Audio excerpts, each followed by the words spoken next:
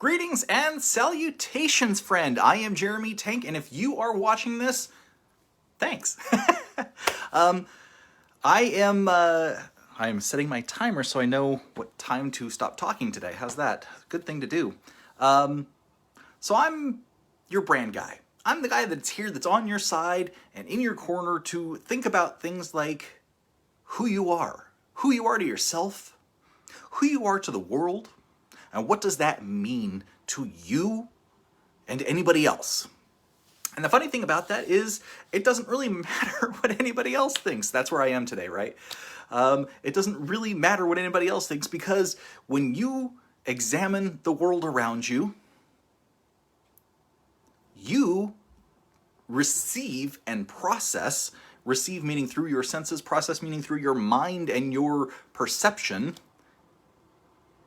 only the world that you have been trained to see. And I talk a lot about the duality of the world that we're in, the reality that we're in, and what that means for you and how you interact with it. And what that means in general for me is this idea of wave versus particle. And it kind of goes back for me to the ideas of yin and yang, a more feminine type of energy, a more masculine type of energy that is considered more restful, open, versus an energy that is more forceful, action-oriented, and solid.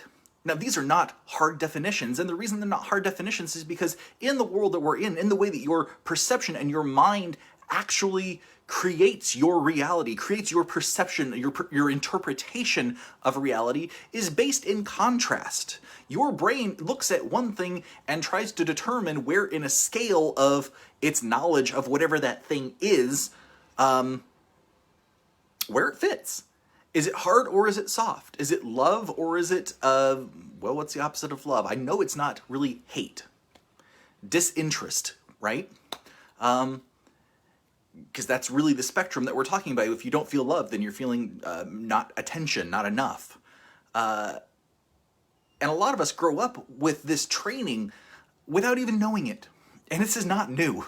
That's the thing. Like, gurus have been talking about this for the last 6,000 years in written recorded history. And I would say beyond that, I would say back 10,000 years, the same sorts of things come up again and again and again. And that's that we live in this reality that we create through our perception, through our training, through our knowledge and growth. And a lot of this is based in the type of training you have, the type of experiences you have between the ages of nothing, 0, fetus in the womb, and 7. Because in this state, before you're born, you are pure sensory. You are pure sense. You are past emotional proteins, emotional vibrations, emotional neurons through your mother, right to you. And there are very few people that don't have a mother or haven't had this experience at some point before they're being born, right? We haven't got there yet. I'm sure eventually we will get there.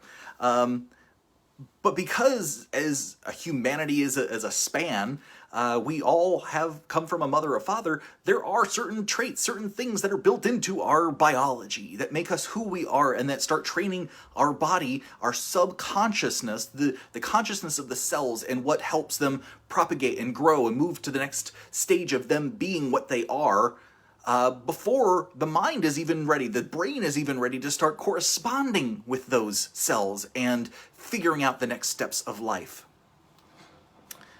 So what does that mean? That means that you are being programmed just by your cells being alive and existing and growing and fostering as an embryo, as a zygote, as a fetus, before your brain is even prepared for you. There is a subconscious aspect of your being that is growing, learning, adapting, and becoming based on you just being alive, based on the mathematics. You can imagine this, based on the mathematics of your cells just duplicating and doing their thing.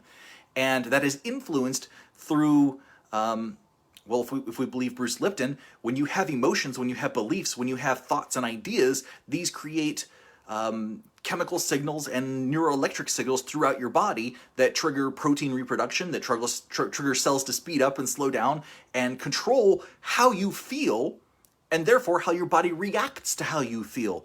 Well, inside the womb, you don't get the choice about that, really. And if your brain isn't even fully developed, fully formed, there you go.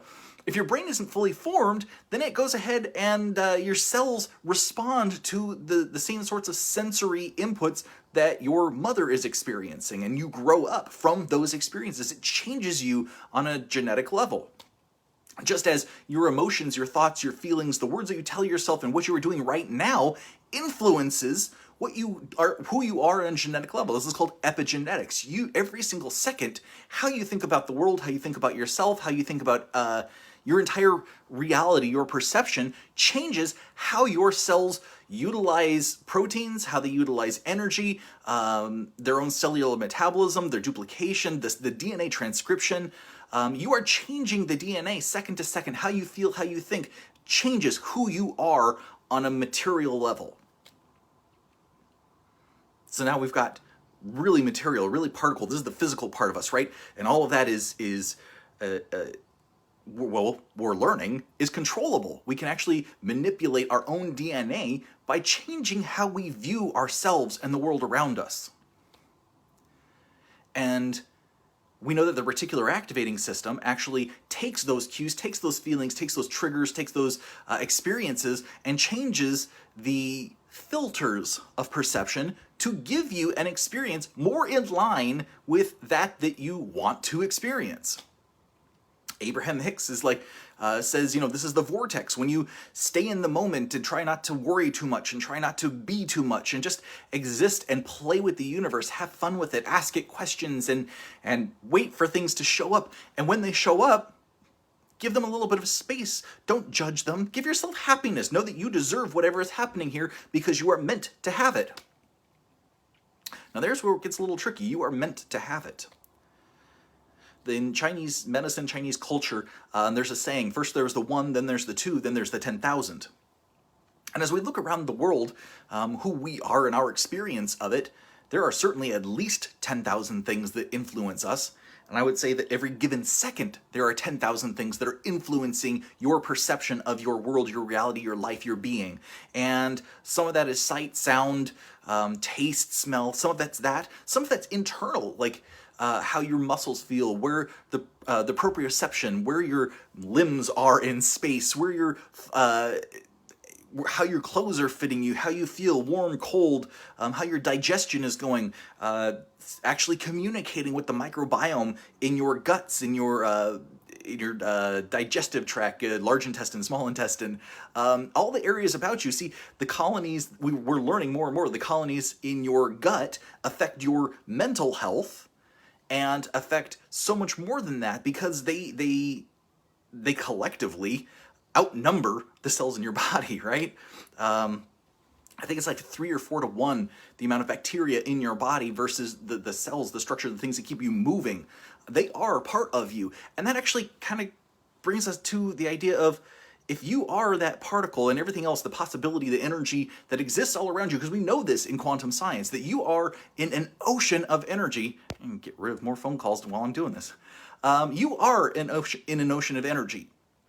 And you don't see it, just like a fish doesn't really see the water they're in. They don't really, maybe they do, maybe they experience it, but we can't actually ask them, can we? I mean, I've asked a fish, didn't respond well. Just kind of doesn't count. But the idea is that, if the universe is infinite energy, and that's the question, is it infinite energy? And I think it is, because if you can imagine the idea of infinity, that's everything positive and everything negative in both directions. That's infinity. That's huge. The human mind cannot actually fathom the idea of infinity. We can only place limits around things. Our consciousness lets go of things that overwhelm our brain. It creates shortcuts around that idea. And it makes it hard for us to actually contemplate in a real perspective sense what the greatness of the universe might be. But we can say the word infinity and say, okay, yes, within infinity is certainly a possibility for you and me. And there's a whole parallel worlds, multi-worlds theory that states, look, if the universe is continuing on a certain course, and every course there's an option that splits off and every option is available somewhere, then really what we're saying is that in this whirlwind of energy, that the combination of all different energies exist at some point somewhere in the universe, whether we can perceive it or not. And that the reason that we can't perceive it is that energetically we are not aligned, we are not copacetic, we are not synchronous with that type of energy of that universe that manifests in that certain way. And that's cool, because there are probably trillions of universes that don't make it very far.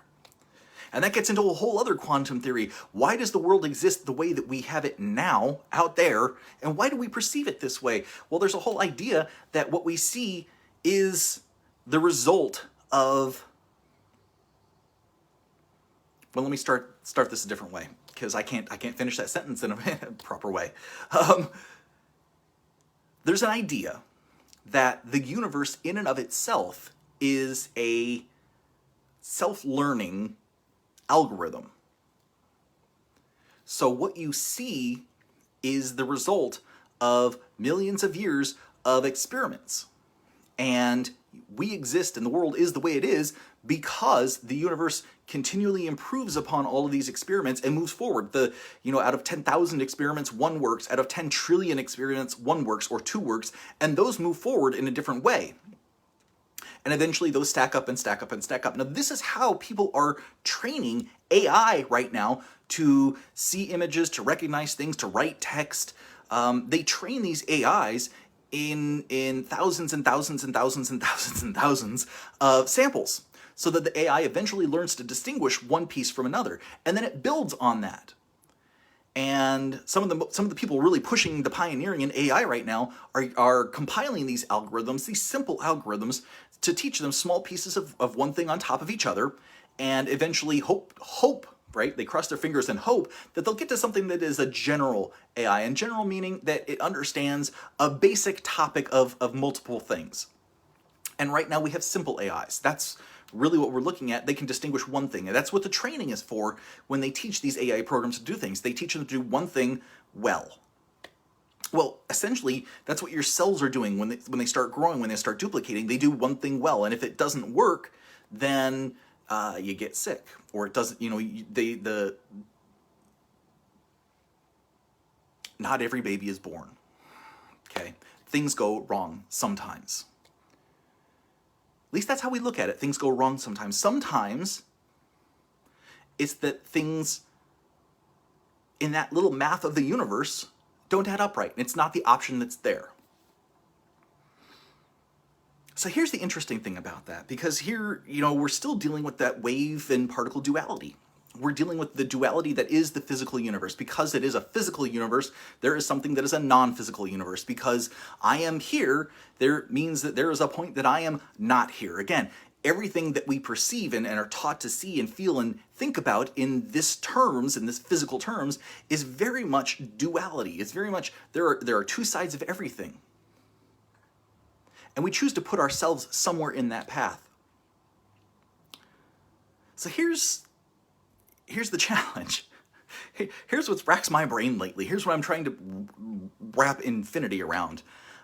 If there is a duality, and at the fundamental level, all of the physical reality, all of physics, all of gravity, all of atoms and molecules, and all of these things that build into further systems, into cells with us, into cells with animals and plants, and then they grow into systems like your lymphatic system, like your respiratory system, and systems, those systems combine, the digestive system with the respiratory, with the circulatory, with the nervous system, central nervous system, peripheral nervous system, somatic nervous system, like all of these things combine and stack on top of one another. And eventually you get you, or a table, or a tree, or all of these 10,000 things, right? The more we stack up these things, the more they seem to be us, our perceptions. But at a fundamental level, we can still see it's all energy. When we break it down, break it down, break it down, break it down, break it down, it's all energy. So at the core, that wave and the particle are all the same thing. It's all the quantum field. Or if you've watched the I Heart Huckabees, it's all the blanket.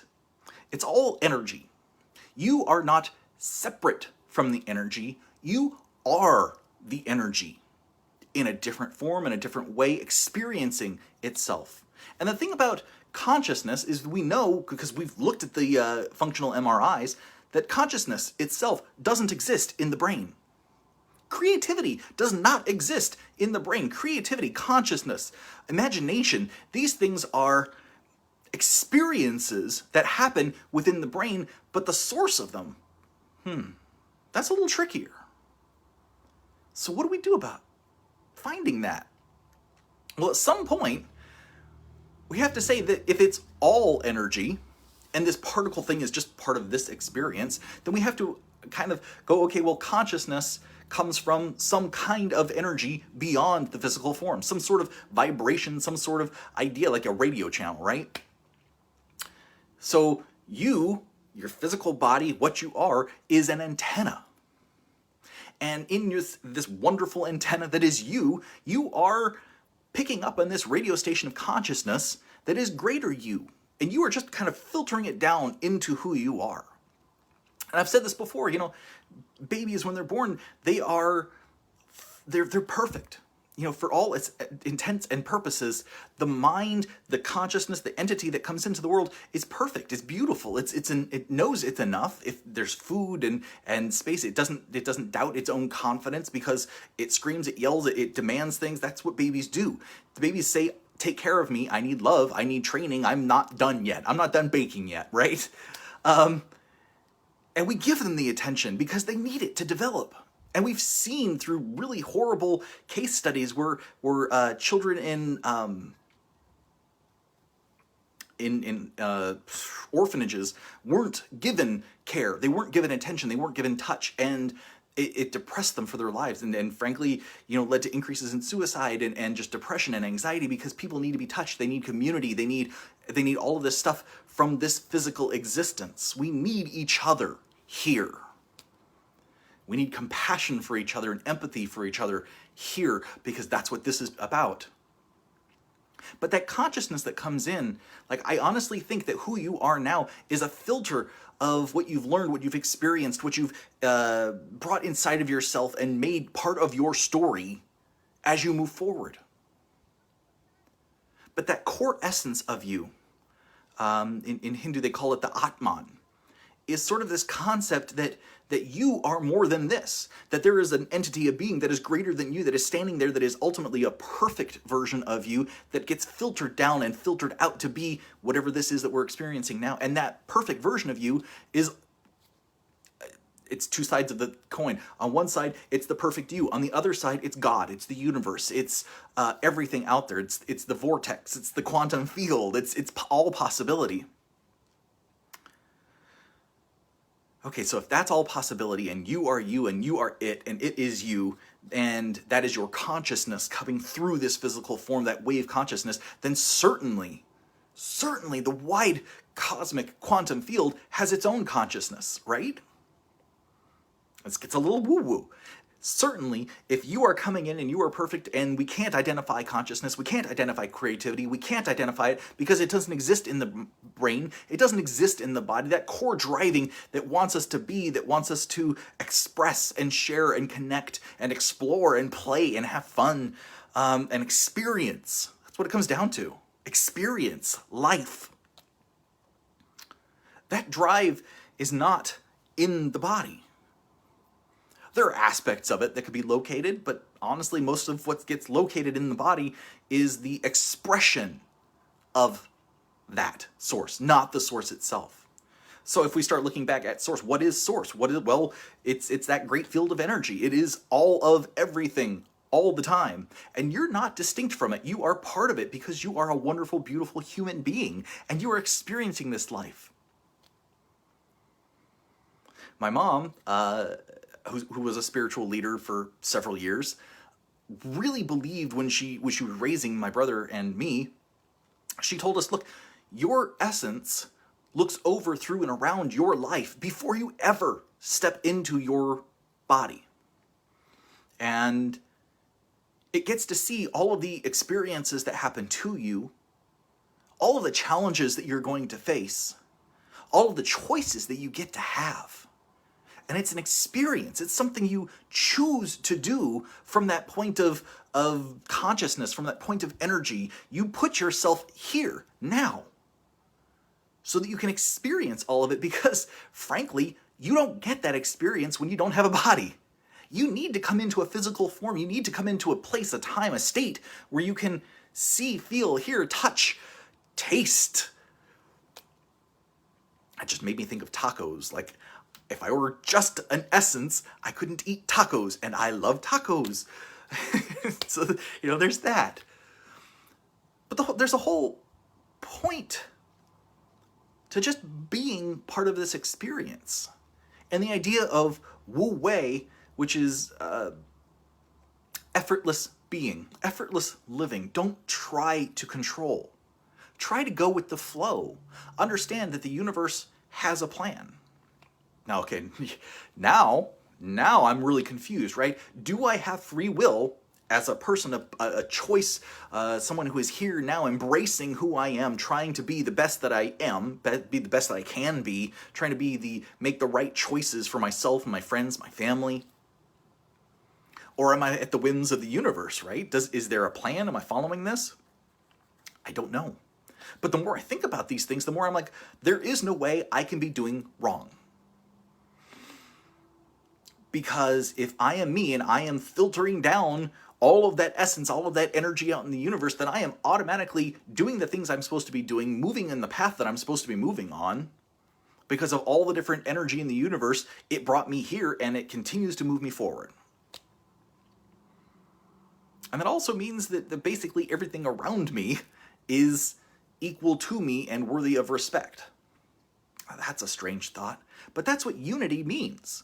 When you step beyond the idea of wave-particle duality, yin-yang, when you step back into one, again, there was one, then there was two, then there was 10,000. So if you look at the one, and I think this is base Confucianism, it's the concept that you can't do wrong. You can do wrong towards yourself, use bad language, use negativity, doubt yourself, because what that's doing is training your subconscious mind, that physical part of you. I keep calling it cellular memory, parts of you that are trained through the fight or flight response before you're even in your teens. The truth about the world at that time was that everything you experienced was training you to be who you are when you get older. So much of our older lives, I'm in my 40s now, and so much of my life is actually trying to think back about what happened to me before I was even 10 years old and go, well, crap, I still believe some of that. Even if I don't believe that, there's a part of me that does, and it changes how I interact with the world. And it doesn't matter anymore. It just doesn't. That's part of the reason that I do so much reading and understanding of how the brain works, because trying to tell my brain, you aren't a 6-year-old child anymore. You aren't an 8-year-old child anymore. You are not a 13-year-old child anymore. You are an adult. You are doing different things. You make different choices. And that's not easy always, right? Like we see ourselves making choices and having reactions, being triggered by things around us, and we think automatically it's out there. It's a problem out there, because that's the physical world. There's me and there's out there. That's that duality part of it. And a lot of the time we want to place the blame for things outside the world. But you know what? There's a lot of it that is the interpretation, how we received the information, what the information meant to us, the feelings that it brought up in us, and then when we stopped and perceived what was going on, we interpret that based on all of those feelings. And frankly, a lot of us had shitty times growing up. So it's hard to move past that. And then we think we want control, we want to move forward, we want to achieve success. So vague. I was talking about this the other day. Like, you got to have more defined goals, things that you want to move towards, things that your brain can go, that is something I can actually take active steps toward. I can make it a task, I can make it a chore, I can make it aligned steps that break down easily to help me reach that goal. Success is not a word that you can actually achieve. Happiness is a choice that you make every single instant based on the events that are happening around you and what you are experiencing. You can choose to perceive that through the lens of happiness, or you can choose to perceive it through the lens of whatever your body triggers you to perceive. But here's the thing I want you to really kind of ponder today through tomorrow, just a little bit, is everything's energy. You are not distinct from that energy. You are part of it, which means that you are constantly cycling without ever knowing anything about it, on the same level as the universe, which makes you the universe. And if you believe in God, in any shape, form, whatever, God really doesn't make mistakes. God doesn't, it's all happening, right? It's all happening. And you're part of that happening. Every single day, every single second, every single moment. A moment is just a point in time that your brain distinguishes from another moment. Generally in the past, because we only progress forward right now. And if we only progress forward, and you are part of everything, in fact, you are a huge part of everything because you are everything, that same thing breaks down.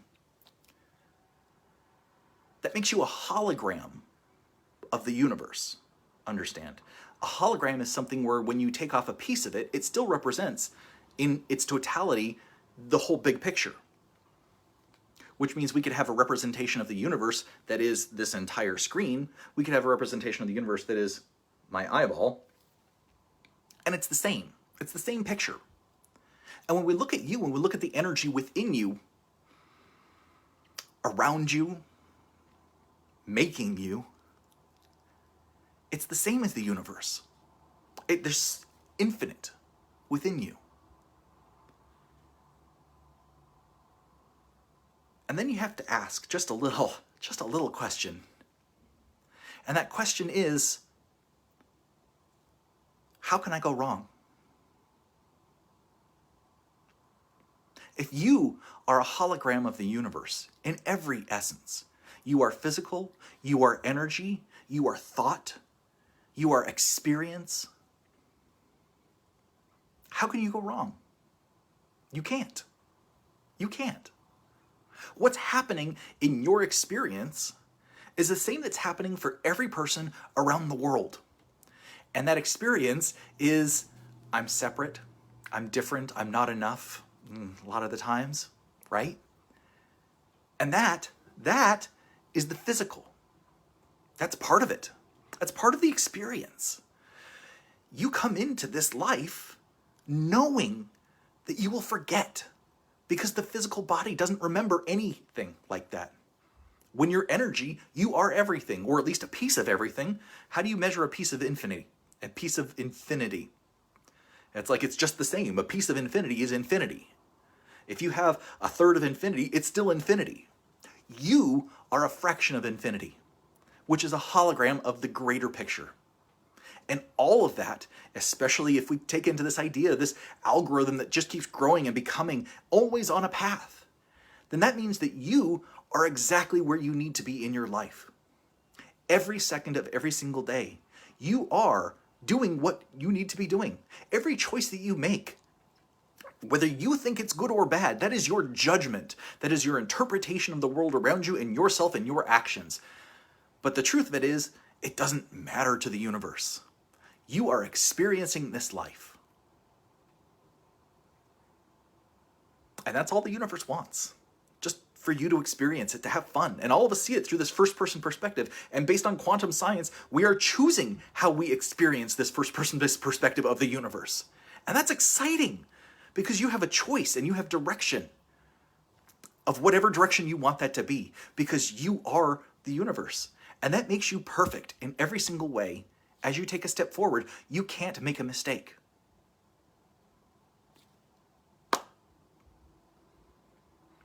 So that's That's stepping up from duality to unity. When we move beyond the two sides of anything, there's just the truth that everything is the universe in one way or another, and we perceive it through our lens that we've been brought up to see it through.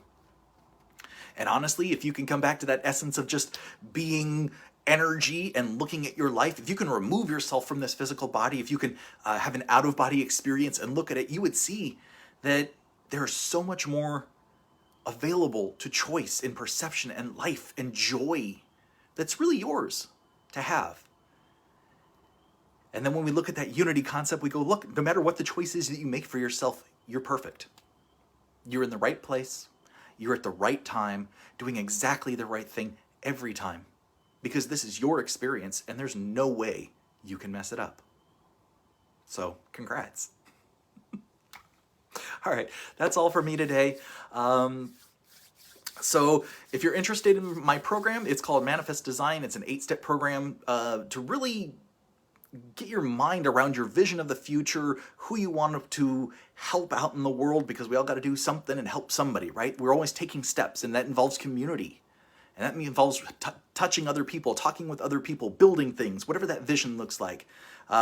So it's vision, brand, customers, the competition, what other people are doing, and some hypnotherapy to really get your mind in the right place. Because when you get all of these things stacked, you create that definite vision that I talk about, something that is achievable, something you can break into steps, something you can systemize and processize and create some easy steps so you can just walk that line. And then when we reinforce that with hypnotherapy, we get to a point where your brain knows, I can do this. Your whole mind, your whole body knows this is the path I am taking, and I am super psyched to start walking it. It really creates the opportunity for your life to manifest in exactly the right way that you want it to. And that's powerful. If you're the universe and you can create your life exactly as you want it to, you've got the power. So if you're interested in that, you can check out my website, www.thinktankcreative.net, where you can schedule a free 30-minute consultation with me, where we can talk about your life and what you're doing and your next steps and where you want it to go. And as always, please like, share, tag friends. Teresa, I see you there. Thank you so much for watching, my friend. I will, big hug towards you. And I love you guys, and I will see you later. Bye.